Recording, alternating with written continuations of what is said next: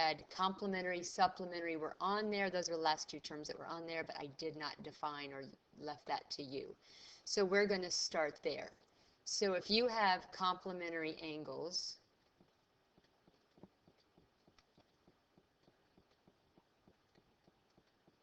then the mathematical relationship or property is that they are two angles that add to 90. Now, if you ever had to justify, it would be definition of complementary angles.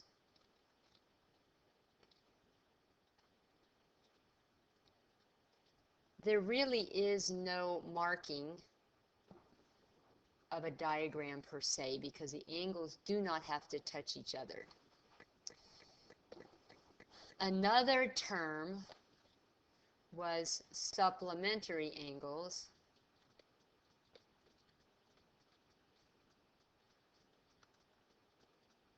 And supplementary angles are two angles that add to 180 degrees.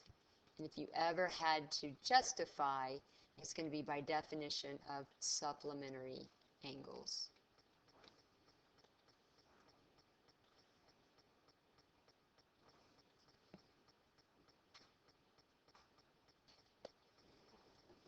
All right, another, let's see, after this we had perpendicular bisector.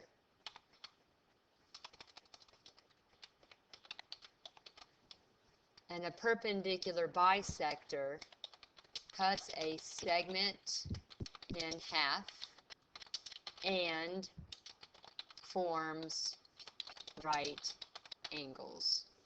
If you ever had to justify this, you would justify it with definition of perpendicular bisector.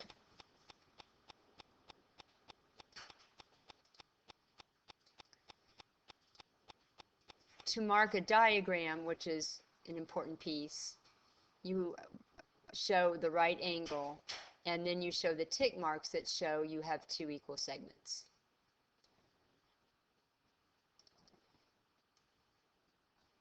All right, we also had, let's try to make this smaller. You also had an angle bisector. The mathematical relationship is that it is going to cut an angle into two equal pieces or into two equal angles.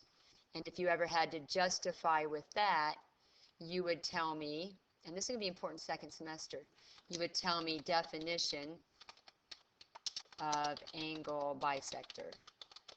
All right, how do we mark that? If I have an angle, that's not a very good angle, it's dotted. So if I have an angle that has been bisected, then you mark it with arcs.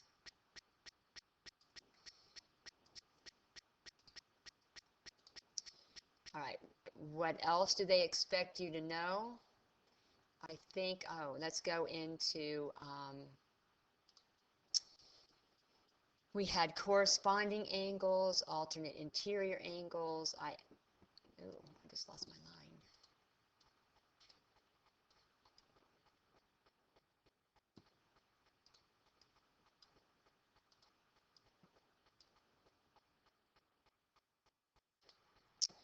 All right, so let's begin with corresponding angles. And if you remember, they are congruent. They form an F. And the reason is if lines parallel, corresponding angles equal, congruent. All right.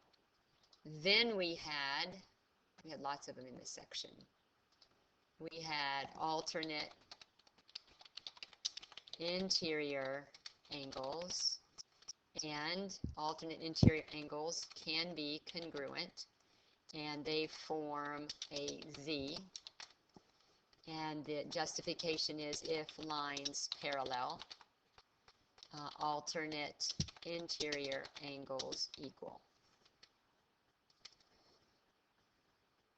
In addition to those, we had alternate exterior angles, and our alternate exterior angles can be congruent, and they formed opposite V's. Some people like to look at them as L's, whatever you liked. And that justification is if lines parallel, spelled it wrong, alternate exterior angles equal. Okay, remember how being able to see the letter they formed was real important as to knowing what kind of angle it was? All right, the ones that we have not done is same side. So now we've got same side interior angles. They are not congruent, they are supplementary, and they form a C or U, however you preferred. And the reasoning is if lines parallel, same side interior angles supplementary.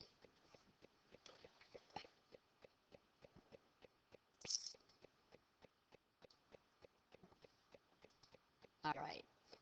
Then we had points on perpendicular bisectors. And when you have points on perpendicular bisectors, points are equidistant from the endpoints. All right, so let me draw you a picture of this. Let me get a solid line. So I've got a line. I have a perpendicular bisector, and from above, that means that right angles have been formed.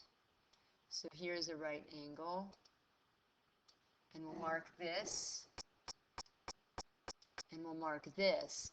But what this one is saying is if I were to take a segment anywhere from on that perpendicular bisector, and I were to connect it to the endpoints, what we've got here is we've got two equal segments.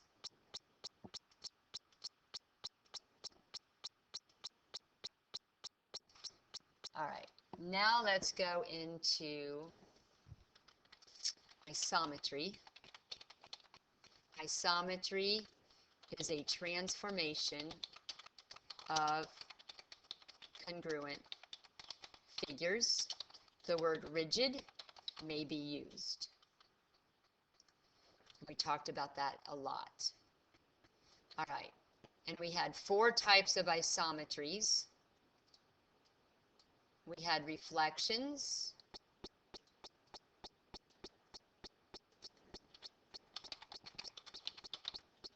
and that was an isometry. And a reflection is a flip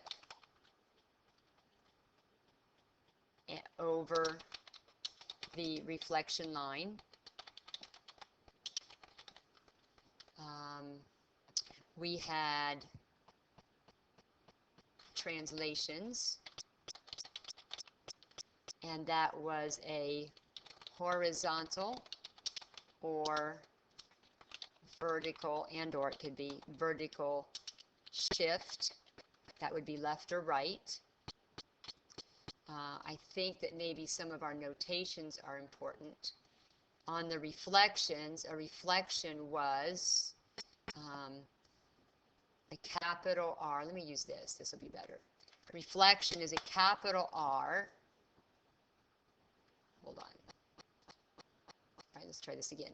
It's a capital R, then we have a subscript, and this subscript is the line that is the reflection line, and then we have in parentheses some figure. All right, on our translation, we have a capital T, we have a subscript, and it used these funky brackets, and we would say, we'll say A comma B, and this would be, again, of the figure. And what this means is that you, okay, let me go back to here.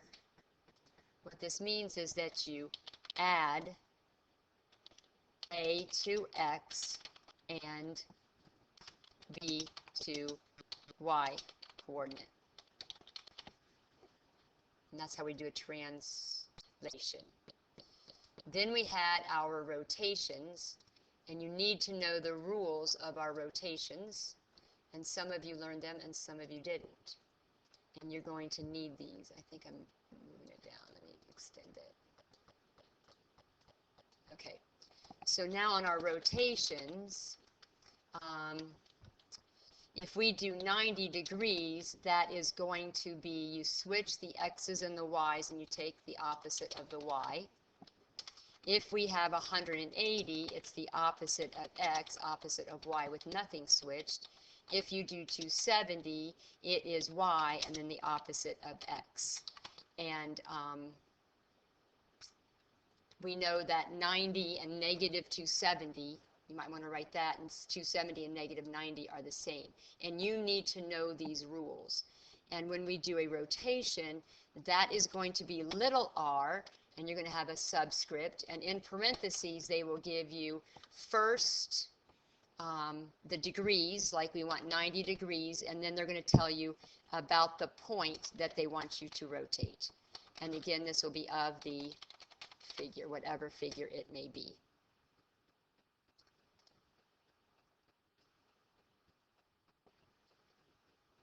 All right, so that's what I can think of it. Oh, then we had a glide reflection.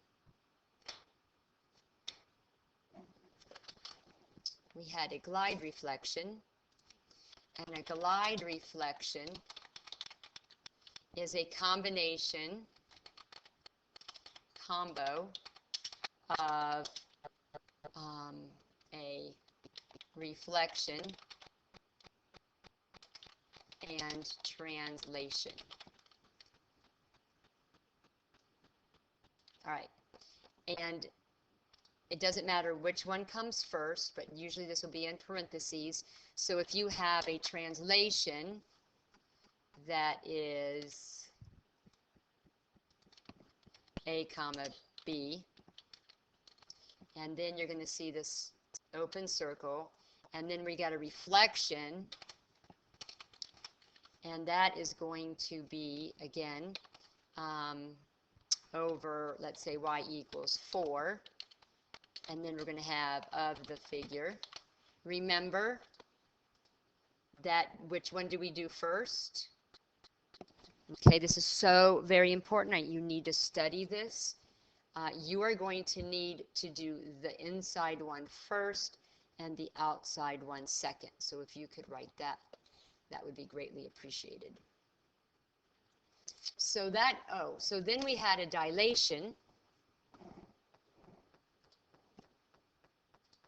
And this will get us through our transformations. Then we'll start on circles. Okay, so on our dilations, this is not an isometry. Okay, it's not congruence. And this has, you multiply each coordinate by the scale factor. Unless it's a circle that is being dilated about its own center and we only do the radius. This looks like a capital D. Let me go back to, this looks like a capital D, and in parentheses, you will, in parentheses, that's not what I want either. in parentheses down as a subscript, you will see a dilation, let's say by a factor of 2, and then it will tell you about what point. Good afternoon, Paul Farmer. Teachers and students, please excuse this interruption for a few brief afternoon announcements. So this is our dilation notation. All right, there we go. And then that's going to be of the figure.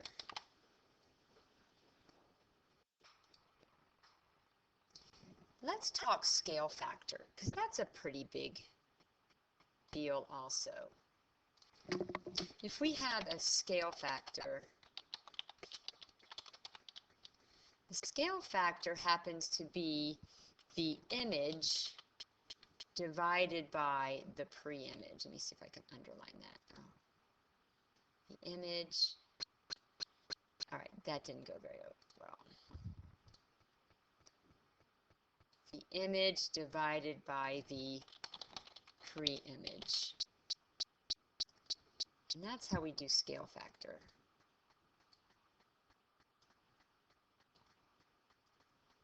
I think while we're talking about image and pre-image, it's important for us to remember who's who.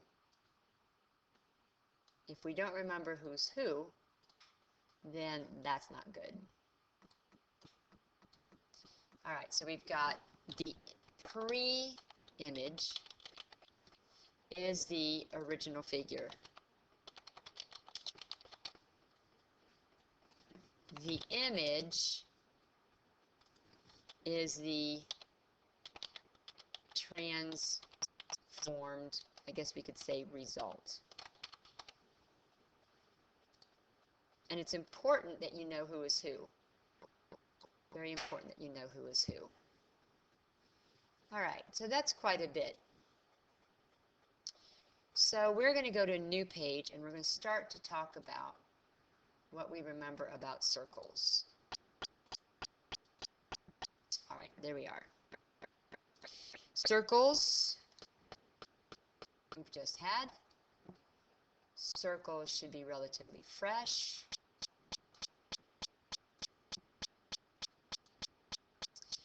And I think the first thing we want to talk about is going to be x minus h, and this is squared, plus y minus k, and that is squared, and that's equal r squared. All right, so I guess I'll put that in the mathematical part. Maybe I'll make it smaller so it fits. All right. So what is this? This is the equation of a circle. All right. Equation of a circle. There is no justification. However, this is with center H, K, and radius r. All right, remember we take the h out, we take h out opposite, k out opposite, and you have to square root that to get there. There are 9 questions on your final about circles, so this is a big, big deal. All right, so if we talk about radian conversion, okay, your radian conversion, you will use, how do I want to do this? Let's say radians to degrees. That would be better. Radian to degrees conversion. So you're starting with radians. You end up with degrees. So if you're starting with radians, that means that, maybe I could just do it in formula. That means that we're going to have 180, and that would be degrees over pi radians.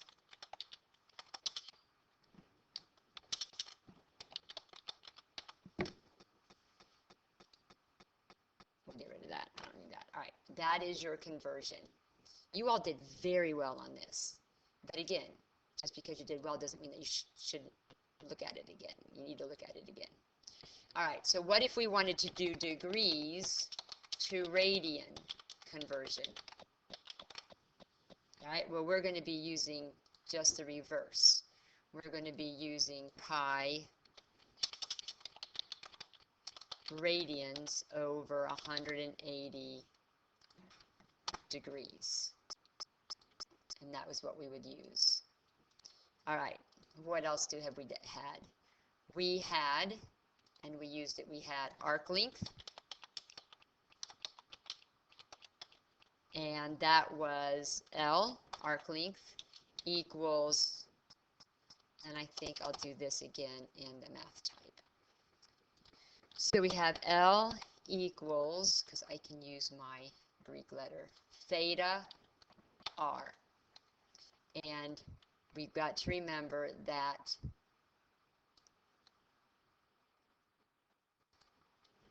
theta, our theta,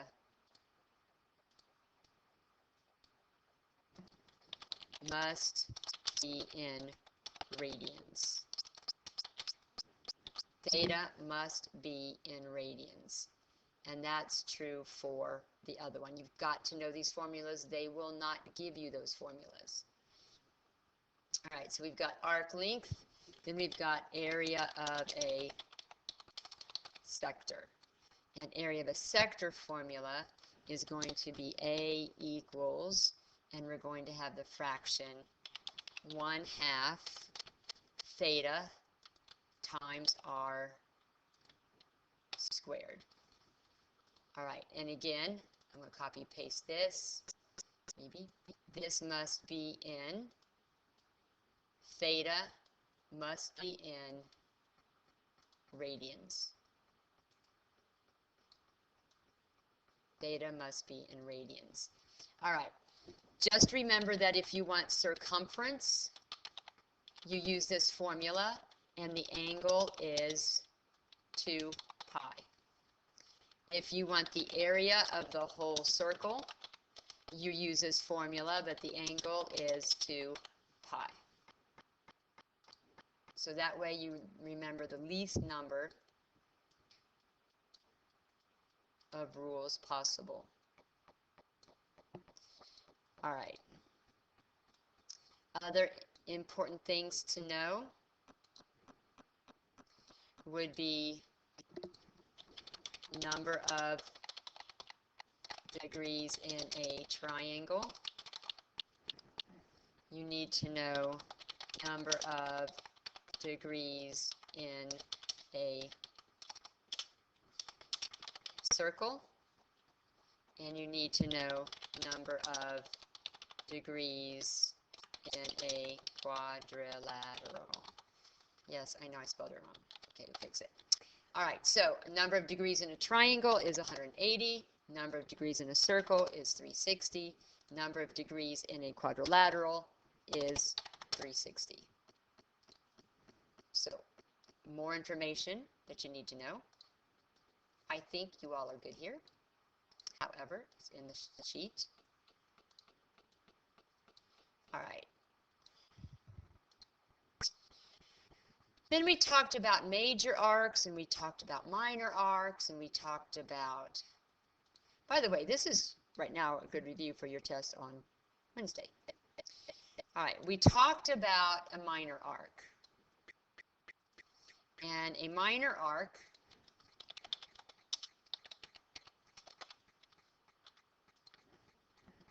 measures less than minor arc, 180 degrees. Okay, less than 180. Let's see. It's marking. Use 2 letters to name it. Right? We use 2 letters to name a minor arc. Then we have a semicircle. And a semicircle measures 180. That's important to know. And we use 3 letters to name it. The endpoints of the arc and a letter in between. And then you have a major arc, and the major arc measures greater than 180, and again it uses 3 letters to name it.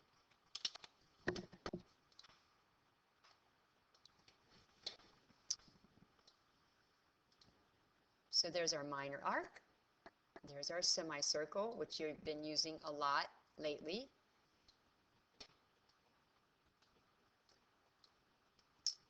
All right, let me think if there's any other.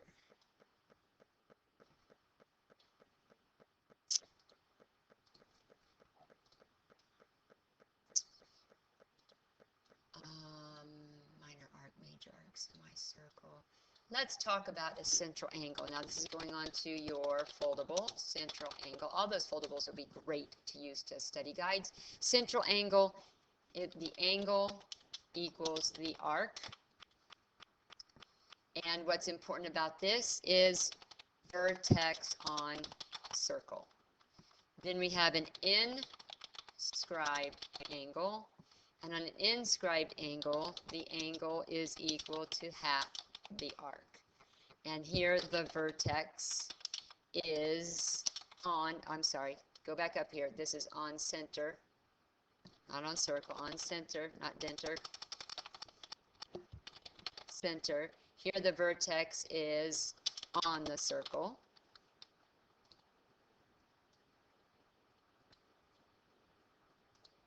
So we got inscribed angle.